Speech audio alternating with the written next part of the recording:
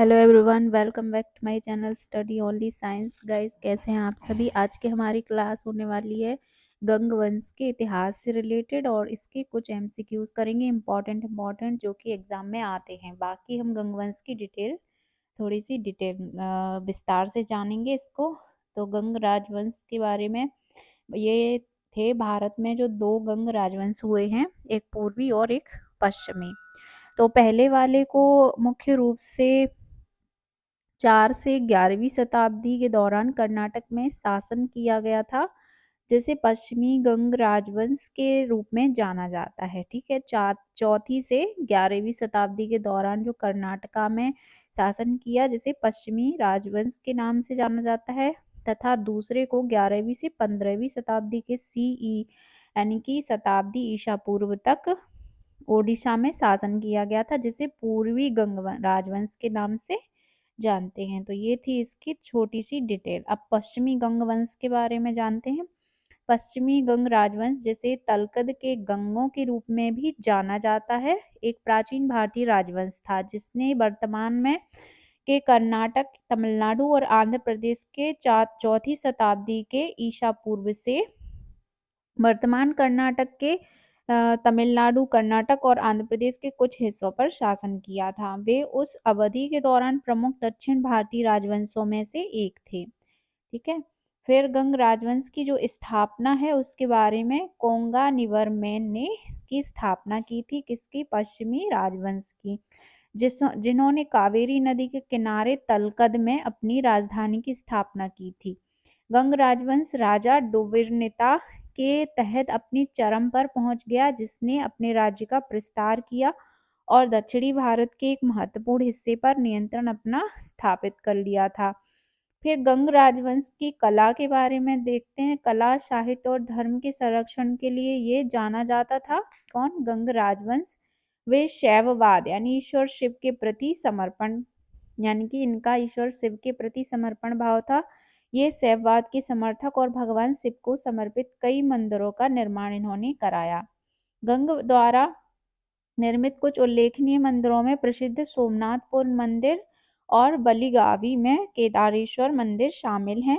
गंग राजवंश के दक्षिण भारत में अन्य समकालीन राजवंशों के साथ घनिष्ठ सांस्कृतिक और राजनीतिक संबंध थे, जैसे कि पल्लवास, चालुक्य और राष्ट्रकूट।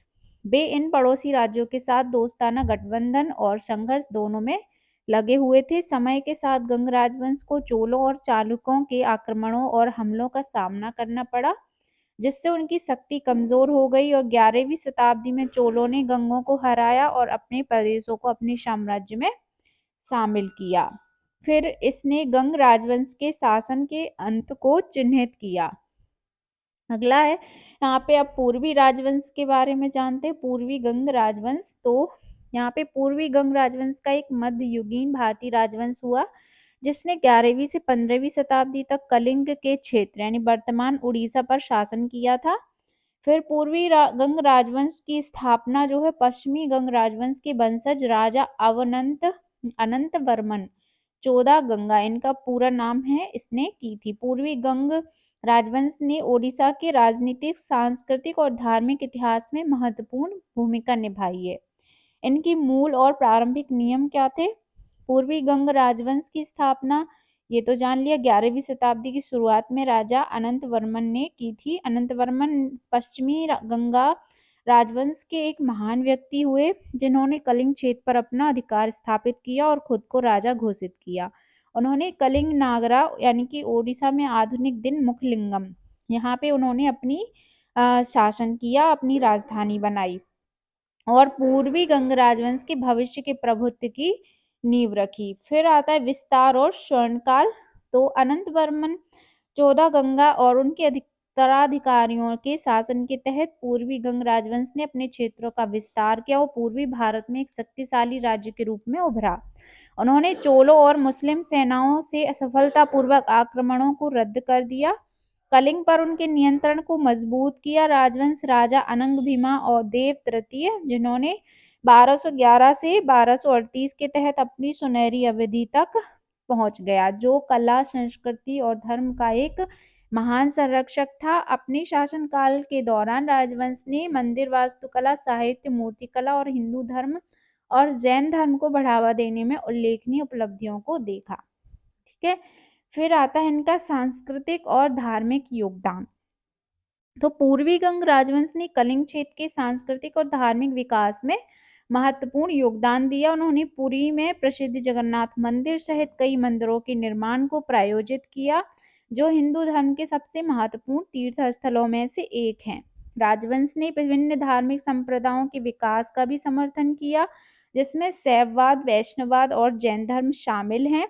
उन्होंने विद्वानों, कवियों और कलाकारों का संरक्षण किया, जो ओडिशा साहित्य के विकास और ओडिसी शास्त्रीय नृत्य के प्रसार में योगदान देता है। फिर अब आते हैं इसका पतन और उत्तराधिकारी राज्य। पूर्वी गंग राजवंश की जो गिरावट है 14वीं शताब्दी में आंतरिक संघर्षों और बाहरी आक्रमणों के कारण शुरू हुई। फिर राजवंश को दिल्ली सल्तनत और अन्य मुस्लिम शासकों से बार बार हमलों का सामना करना पड़ा। प्रतिरोध करने के बावजूद उन्होंने धीरे धीरे अपने क्षेत्रों पर नियंत्रण खो दिया। 15वीं शताब्दी में कपिलेंद्र देवता के नेतृत्व में सूर्यवंशी गजपति राजवंश के द्वारा यानी कि 1434 ईसा पूर्व ने पूर्वी गंगों से सत्ता पर कब्जा कर लिया और ओडिशा में अपना शासन स्थापित कर लिया था। फिर देखते पूर्वी गंग राजवंश के शासक कौन हुए हैं। तो पूर्वी गंग राजवंश को 11वीं शताब्दी में इसकी स्थापना से किंग्स के उत्तराधिकार द्वारा 15वीं शताब्दी में गिरावट तक शासन किया गया, इनके इनके पूरे पतन तक शासन किया गया। यहाँ पूर्वी गंग राजवंश के कुछ प्रमुख शासक हैं, जो कि नाम है जिसका पहला है अनंत वर्मन, जिसका शासनकाल आप देख सकते हैं 1078 से 1147 ईस्वी तक।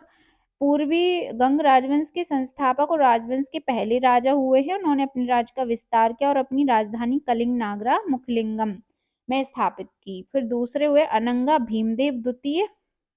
ये शक्तिशाली राजा थे जिसने पूर्वी गंग राजवंश के क्षेत्रों का विस्तार किया और चोलों के सफलतापूर्वक आक्रमणों को रद्द कर दिया था। फिर हुए अनंग भीमादेव तृतीय। उन्हें पूर्वी गंग राजवंश के प्रसिद्ध और प्रभावशाली शासकों में से एक माना जाता है। कला, संस्कृति और धर्म के एक महान संरक्षक हुए तथा राजवंश की सुनहरी अवधि की अध्यक्षता करते थे। उन्होंने कई मंदिरों के निर्माण को प्रायोजित किया और ओडिशा साहित्य और कला के विकास में अपना महत्वपूर्ण योगदान दिया। अगले हैं नरसिम्हा प्रथम। तो ये सैन्य कारनामों के लिए जाने जाते हैं। मुस्लिम आक्रमणों के खिलाफ अपनी राज्य का सफलतापूर्वक बचाव किया। कोणार्क का प्रसिद्ध सूर्य मंदिर राजा नरसिम्हा देव द्वारा बनाया गया था। तो ये भी वेरी इंपॉर्टेंट पॉइंट बन सकता है। अगला प्रश्न अगला जो शासक हुए भानुदेव प्रथम। उन्होंने सापेक्ष स्थिरता की अवधि के दौरान शासन किया और जो कला और साहित्य है उसका भी संरक्षण जारी रखा। नेक्स्ट आते हैं नरसिम्हा देव द्वितीय। ठीक है, वो प्रथम थे जिन्होंने कोणार्क मंदिर बनवाया। ये द्वितीय हैं। उन्होंने दिल्ली सल्तनत के साथ कई संघर्षों का सामना किया, लेकिन अपने राज्य पर नियंत्रण बनाए रखने में ये कामयाब रहे। अगले आते हैं भानुदेव द्वितीय।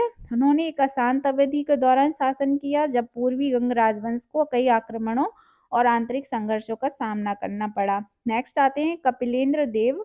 तो हालांकि तकनीकी रूप से पूर्वी गंग राजवंश के शासक नहीं रहे, लेकिन गंग सेना के एक सामान्य कपिलेंद्र देव ने अंतिम पूर्वी गंग राजा को खाड़ फेंका और सूर्यवंशी गजपति राजवंश की स्थापना की।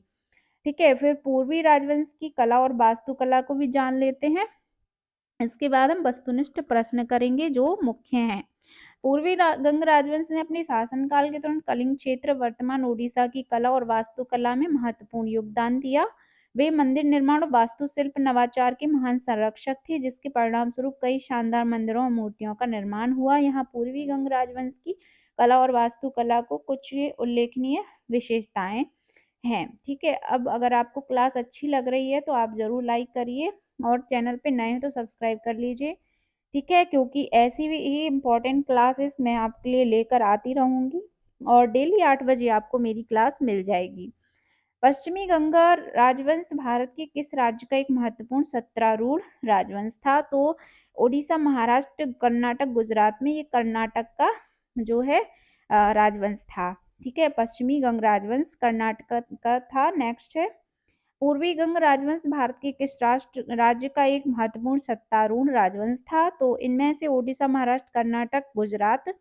तो ओडिशा इसका राइट आंसर हो जाएगा। जो पूर्वी गंग राजवंश हुआ है वो ओडिशा का था। नेक्स्ट प्रश्न आता है पश्चिमी गंग राजवंश का संस्थापक। तो इसके संस्थापक आपको डायरेक्ट मैं बता देती हूँ कि इस वंश के संस्थापक थे कोंगानिवर्मन। ठीक है। नेक्स्ट प्रश्न आता है पूर्वी गंग राजवंश का संस्थापक कौन था? तो पूर्वी गंग राजवंश का संस्थापक था अवंत वर्मन 14 गंगा। ठीक है, ये इसका राइट आंसर हो जाएगा। पश्चिमी गंग साम्राज्य की राजधानी क्या थी? तो पश्चिमी गंग साम्राज्य की राजधानी थी तलकद। ठीक है, तो इसका ये राइट आंसर हो जाएगा तलकद।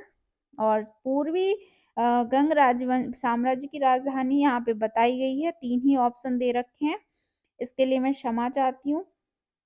पूर्वी गंग साम्राज्य की राजधानी जो थी उसको कहते हैं मुखविंद। ठीक है, जो कि कर्नाटक पूर्वी ओडिशा की थी, जिसका नाम यहाँ पे ऊपर आपको दे दिया गया है। पूर्वी आपको बता देते हैं, 1 मिनट, इसका नाम कुछ अलग है। हाँ, पूर्वी गंग राजवंश तो इसका था ओडिशा वर्तमान में, और इसकी राजधानी यहाँ पे अनंत वर्मन चौदांगा ने यहाँ पे इनकी स्थापना की थी। ठीक है, और इसकी जो राजधानी थी वो मुखलिंगम है। ठीक है, राजधानी का यहाँ पे आपको डिटेल दे दिया गया है, मुखलिंगम। ठीक है, जो ओडिशा का कलिंग नागरा था, कलिंग नागरा जिसे ओडिशा को बोलते हैं, और इस यहाँ पे ऑप्शन में आप लास्ट में एक ऑप्शन यहाँ पे रह गया है, तो मुखलिंगम यहाँ पे इसका राइट आंसर हो जाएगा, राजधानी पूर्वी गंगवंश की। तो ये थे आज के हमारे वेरी इंपॉर्टेंट प्रश्न, और आपको गंगवंश से रिलेटेड जो क्वेरी थी वो आपकी आई होप मैं सॉल्व कर पाई हूँ। आपको क्लास अच्छी लगी है तो लाइक ज़रूर करिए, मुझे मोटिवेट इसी से मैं होती हूँ कि आपके लिए इतनी मेहनत करके मैं क्वेश्चंस लेकर आती हूँ और क्लास लेकर आती हूँ। चलिए अगले टॉपिक पर मिलते हैं, तब तक के लिए सभी को गुड नाइट, टेक केयर।